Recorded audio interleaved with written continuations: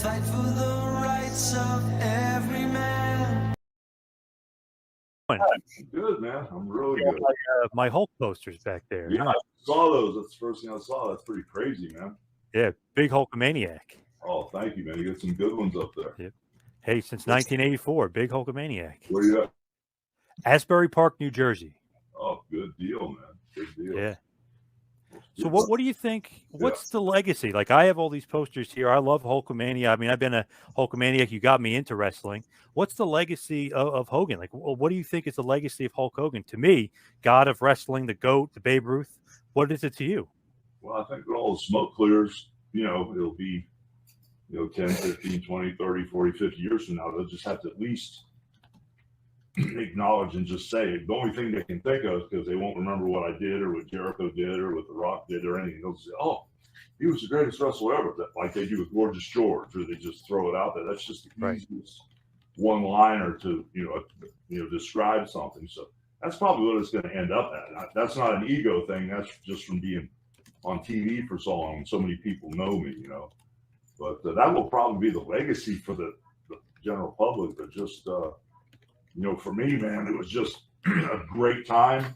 We changed the business. It helped a lot of people. And it was like, I probably did it too long because I crippled myself. But it was it was a lot of fun, How you feeling now, though? Can you do one last match or no way? No. I mean, in the last 10 years, I've had 23 surgeries. Wow. 10 back surgeries, both hips, both knees. Forget it. Let's say if you were healthy, though, who would you want to wrestle like out of the current crop? If I'd have made the right decision on the first back surgery, I would have been healthy right now.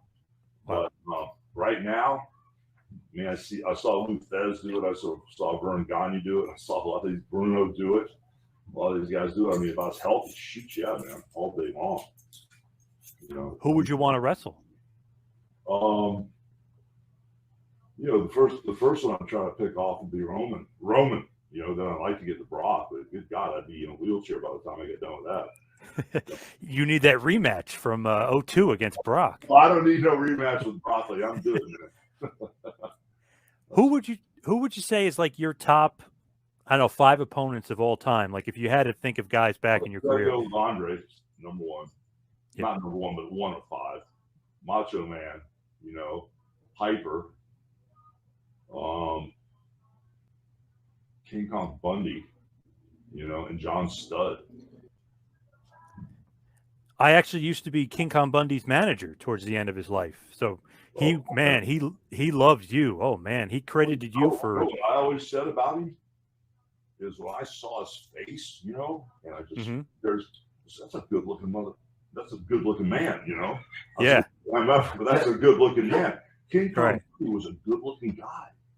A lot of people never saw that because of the shaved head and he was so big, but he was a good looking man, when he was younger. I didn't pay much attention to him when we both got old. But when he first started wrestling, it was like Austin Idol. When Austin Idol was huge as Mike McCord. I don't know if you know who he is or not. Yeah, oh yeah, big time, yeah. He had that same face, just so huge as, Mike McCord that you couldn't tell he was a good looking guy. But that's how Bundy was. And he was always nice to me. He was just heavy handed as hell. Oh yeah, stiff with you? Not with me, with everybody. Yeah.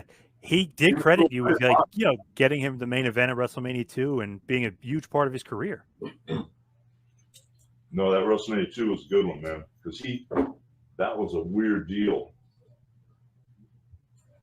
to have that thing in 3 different locations. Yes. Yep. And to wrestle him in that cage, to have him in that little storyline. If everything went awry and screwed it.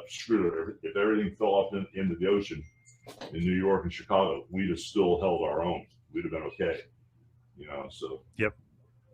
That was good. Brother, we love you.